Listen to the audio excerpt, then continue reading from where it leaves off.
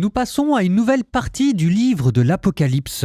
On aura eu une introduction qui commençait par une vision, et c'était cette vision-là qui avait amené Saint Jean à s'adresser aux autres églises. En fait, ça, c'est un schéma qui reviendra souvent. C'est-à-dire que chaque grande partie, généralement, va commencer par une vision. C'est comme si, pour que vous puissiez mieux voir les événements qu'on va vous décrire dans les chapitres à venir, on commençait par poser sur votre nez des lunettes de soleil. Forcément, ces lunettes de soleil vont colorer tout ce que vous allez voir par la suite, mais ça vous permettra aussi de mieux discerner certains détails. Donc on a déjà commencé par poser sur notre nez une première paire de lunettes de soleil. C'était cette vision inaugurale du Fils d'homme qui revenait dans sa gloire, avec qui sortait de sa bouche l'épée à double tranchant et dans sa main la lampe avec les 7 étoiles. Bon, ça, c'était le chapitre 1. Et chapitre 2 et 3, une fois qu'on avait ces lunettes de soleil sur le nez, on pouvait mieux voir les églises. C'est vrai que quand on a les yeux remplis du Christ en gloire, on s'aperçoit que Éphèse avait perdu sa ferveur première. Et que certaines églises ont besoin d'être encouragées et d'autres ont besoin qu'au contraire on leur mette un petit coup de pied aux fesses. Ça, c'est pour vous montrer comment ça fonctionne. Je vous dis ça parce que là, on commence une nouvelle partie et à nouveau, on aura une vision inaugurale. Et on va voir le trône de gloire, on va voir les 4 vivants, on va voir l'agneau immolé. Et ça, c'est comme des nouvelles lunettes de soleil que Saint Jean est en train de nous poser sur le nez pour qu'on voit mieux ce qui va arriver dans la suite. Alors, petite parenthèse, c'est là où ça devient subtil, si jamais je vous perds, vous me le dites.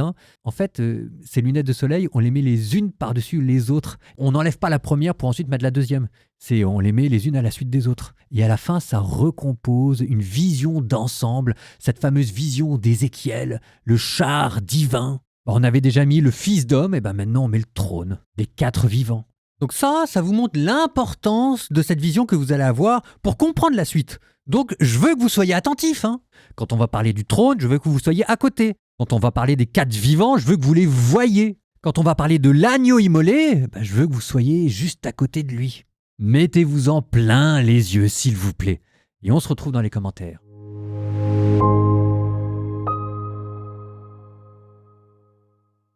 Et du trône sortent des éclairs, des fracas, des coups de tonnerre, et 7 torches enflammées qui brûlent devant le trône. Ce sont les 7 esprits de Dieu. Devant le trône, il y a comme une mer, aussi transparente que du cristal. Au milieu, autour du trône, 4 vivants, avec des yeux innombrables en avant et en arrière. Le premier vivant ressemble à un lion, le deuxième vivant ressemble à un jeune taureau, le troisième vivant a comme un visage d'homme, et le 4e vivant ressemble à un aigle en plein vol. Les 4 vivants ont chacun 6 ailes, avec des yeux innombrables tout autour et au-dedans. Jour et nuit, ils ne cessent de dire « Saint, Saint, Saint le Seigneur, le souverain de l'univers ». Celui qui était, qui est et qui vient. Lorsque les vivants rendent gloire, honneur et action de grâce à celui qui siège sur le trône, lui qui vit pour les siècles des siècles, les 24 anciens se jettent devant celui qui siège sur le trône, ils se prosternent face à celui qui vit pour les siècles des siècles et ils lancent leur couronne devant le trône en disant « Tu es digne, Seigneur notre Dieu, de recevoir la gloire, l'honneur et la puissance. C'est toi qui créas l'univers. Tu as voulu qu'il soit, et il fut créé. » Apocalypse, chapitre 4. Après cela, j'ai vu, et voici qu'il y avait une porte ouverte dans le ciel. Et la voix que j'avais entendue, pareille au son d'une trompette, me parlait en disant « Monte jusqu'ici, et je te ferai voir ce qui doit ensuite advenir. » Aussitôt, je fus saisi en esprit. Voici qu'un trône était là, dans le ciel, et sur le trône siégeait quelqu'un. Celui qui siège a l'aspect d'une pierre de jaspe ou de cornaline. Il y a tout autour du trône un halo de lumière avec des reflets d'émeraude. Tout autour de ce trône, 24 trônes où siègent 24 anciens portant des vêtements blancs et sur leurs têtes des couronnes d'or. Apocalypse, chapitre 6.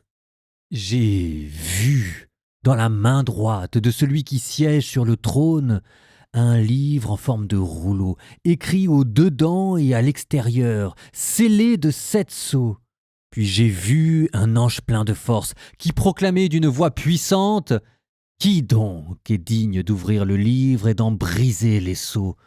Mais personne, au ciel, sur terre ou sous la terre, ne pouvait ouvrir le livre et regarder. Je pleurais beaucoup parce que personne n'avait été trouvé digne d'ouvrir le livre et de regarder. Mais l'un des anciens me dit « Ne pleure pas. Voilà qu'il a remporté la victoire, le lion de la tribu de Juda, le rejeton de David. C'est lui qui ouvrira le livre aux 7 sceaux. » Et j'ai vu, entre le trône, les 4 vivants et les anciens, un agneau debout comme égorgé. Ses cornes étaient au nombre de 7, ainsi que ses yeux, qui sont les 7 esprits de Dieu envoyés sur toute la terre. Il s'avança et prit le livre dans la main droite de celui qui siégeait sur le trône. Quand l'agneau eut pris le livre, les 4 vivants et les 24 anciens se jetèrent à ses pieds. Ils tenaient chacun une cithare et des coupes d'or pleines de parfums qui sont les prières des saints. Ils chantaient ce cantique nouveau. « Tu es digne de prendre le livre et d'en ouvrir les sceaux, car tu fus immolé, rachetant pour Dieu par ton sang des gens de toute tribu, langue, peuple et nation. Pour notre Dieu, tu en as fait un royaume et des prêtres, et ils régneront sur la terre. » Alors j'ai vu, j'ai entendu la voix d'une multitude d'anges qui entouraient le trône, les vivants et les anciens. Ils étaient des myriades de myriades, par milliers de milliers, et ils disaient d'une voix forte « Il est digne, l'agneau immolé, de recevoir puissance et richesse, sagesse et force, honneur, gloire et louange. » Toute créature, dans le ciel et sur la terre, sous la terre et sur la mer, et tous les êtres qui s'y trouvent, je les entendis proclamer à celui qui siège sur le trône et à l'agneau, la louange et l'honneur, la gloire et la souveraineté pour les siècles des siècles. Et les 4 vivants disaient « Amen », et les anciens, se jetant devant le trône, se prosternèrent.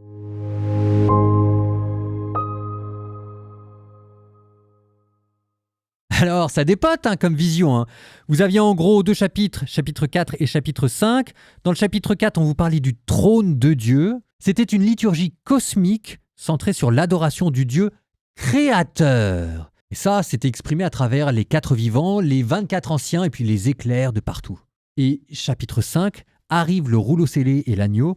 Et ici, cette fois-ci, c'est plus tellement l'adoration de Dieu comme créateur, c'est plutôt l'adoration de Dieu comme sauveur. Et c'est le Christ qui rentre en scène. Donc, ce que cette vision essaye de vous montrer, c'est la souveraineté de Dieu, à la fois sur le cosmos et sur l'histoire du salut. Et c'est là où je reprends mon image des lunettes de soleil, parce que si jamais je mets ça sur mes lunettes, tous les fléaux qu'on va voir s'abattre dans les chapitres à venir, ça n'enlèvera pas cette première vision. Saint Jean a commencé à ancrer votre cœur et le mien dans la vision de la stabilité de Dieu dans son trône éternel qui règne. Et ce qui suscite en mon cœur, non pas la peur, mais la louange. Et c'est de la même manière que quand on verra les fléaux s'abattre sur terre, on les abordera non pas dans la crainte, mais dans la louange, parce qu'on sait qu'il y a un Dieu qui règne sur tout cela. C'est pas au petit bonheur la chance, c'est pas du chaos à l'état pur, c'est pas livré aux forces du mal. Alors comment est-ce que je vais pouvoir adorer Dieu à travers tous ces fléaux qui vont se développer? Alors comment est-ce qu'on y arrivera? La réponse au chapitre suivant. Mais maintenant, vous avez compris comment ça fonctionnait. C'est bon pour tout le monde? Ok. On refait un petit tour de piste pour entrer un peu plus dans les détails. On commençait par le ciel ouvert avec la vision du Dieu créateur. Ça, c'est une liturgie qui est centrée sur la transcendance de Dieu qui a créé et le ciel et la terre. Ensuite, on vous parlait d'un livre fermé. Ce livre fermé, c'est l'histoire humaine. Oui, parce que vous pouvez peut-être adorer Dieu comme créateur et reconnaître sa sainteté, et en même temps ne pas comprendre ce qui se passe dans votre vie. Le bien, le mal, la vie, la mort, c'est quand même difficile de trouver sa place au beau milieu de tout ça. C'est 2 choses différentes, croire en Dieu et comprendre le sens de ce qu'on vit. Vous avez besoin que Dieu vous donne une clé de lecture. Et là, on voyait Saint Jean en train de pleurer. Qui sera digne d'ouvrir le livre ? ce qui correspond à notre propre détresse devant le mal que l'on subit, devant l'avenir qui nous fait peur. Et à ce moment-là, révélation, l'agneau immolé. C'est lui, la clé de lecture qui vous permettra d'ouvrir le livre. Jésus qui, par l'offrande de sa vie, par sa croix, par sa résurrection, peut ouvrir le livre. Alors il ne l'a pas ouvert dans le chapitre qu'on a lu, mais on vous a dit que c'était lui et lui seul qui était digne de l'ouvrir. Donc petit suspense, parce que ça veut dire que ça va être dans les chapitres à venir qu'il va ouvrir le livre en enlevant les sceaux. Alors qu'est-ce qu'on verra, Mais là, pour l'instant, on sait déjà qu'il y a quelqu'un qui est capable de déchiffrer pour nous le sens de l'histoire et qui va pouvoir nous expliquer quel est le sens de tout ce qu'on subit. Vous savez, c'est déjà quelque chose, Pour cette jeune église chrétienne qui découvre pour la première fois de son existence que c'est qu'une persécution, c'est encore la première génération, là, qui se fait persécuter. On peut souffler, quoi. On sait que quelqu'un va pouvoir nous expliquer à quoi tout cela rime. C'est bon pour tout le monde ? Troisième tour de piste. On rentre encore un peu plus dans les détails, c'est juste pour vous expliquer quelques symboles. Déjà, on commence par un trône central, ce qui est un symbole biblique pour vous parler du gouvernement universel de Dieu dans tout le cosmos. Et vous voyez, ça complète la première vision. Première vision, on avait le Fils de l'homme. Deuxième vision, on a le trône sur lequel un jour il va s'asseoir. Alors, parce que pour l'instant, il y a quelqu'un sur ce trône, mais on a encore un peu de mal à faire le lien entre la première vision et ce trône. Mais on se dit qu'un jour, il va falloir mettre les deux ensemble. Vous notez au passage la petite pique politique. Sur Terre, vous avez peut-être l'impression que c'est l'Empire romain qui domine, mais en fait, le véritable trône, il n'est pas à Rome, il est autre part, il est dans le ciel. Alors après, on multipliait les symboles. On vous parlait des 24 anciens. Ça, on ne sait pas très bien ce que c'est, on suppose que c'est la plénitude du peuple de Dieu. C'est les 12 tribus plus les 12 apôtres. Et vous les voyez qui déposent leur couronne. Ça veut dire que le pouvoir qu'eux-mêmes ont reçu, ils reconnaissent qu'il vient de Dieu. Vous aviez des éclairs, des tonnerres, une mer de cristal. Donc tout ça, c'est une reprise du mont Sinaï, Exode 19, du trône céleste d'Ézéchiel. En fait, c'est un condensé de toutes les visions de l'Ancien Testament. Et on en vient aux 4 vivants. Évidemment, reprise d'Ézéchiel chapitre 1 de sa première grande vision du trône divin. Lui aussi avait vu ces 4 vivants avec ces 4 faces. Alors on les voit couverts Dieu. Alors dans Ézéchiel, c'était plutôt les roues qui étaient couverts Dieu, mais enfin là, ce sont les 4 vivants qui restent le symbole du savoir de la vigilance universelle. Alors, ils ont un visage de lion, de taureau, d'homme, d'aigle. Ça pourrait désigner des attributs de Dieu, le lion, la force, le taureau, la puissance sacrificielle, l'homme, la sagesse, l'aigle, la transcendance. Ça pourrait signifier la création dans sa totalité. Le lion, c'est le roi des animaux sauvages, le taureau, c'est le roi des animaux domestiques, l'homme, l'humanité, et les aigles, c'est les oiseaux, les cieux, les anges. Mais Irénée de Lyon, 2e siècle, le disciple du disciple de Saint Jean, donc c'est pas n'importe qui, vous dit que derrière le taureau, c'est Luc qui commence par un sacrifice dans le temple. Derrière le lion, c'est Marc qui commence son évangile par une voix qui crie dans le désert. Derrière l'homme, c'est Matthieu qui commence son évangile par une généalogie. Et Jean, évidemment, c'est l'aigle qui plane au-dessus des mystères. À vous de choisir votre interprétation. Au nom du Père et du Fils et du Saint-Esprit, Amen. Seigneur Dieu, toi qui sièges sur le trône de gloire, tout l'univers chante ta sainteté. Mais toi seul, Seigneur, es capable de me faire comprendre ma propre vie. Seigneur, toi qui es vainqueur par la croix, ouvre mes yeux sur le sens de ce que je vis. Rends-moi participant à ton règne et unis ma voix à la louange des anges et des saints. À toi l'honneur, la puissance et la gloire dans les siècles des siècles. Amen.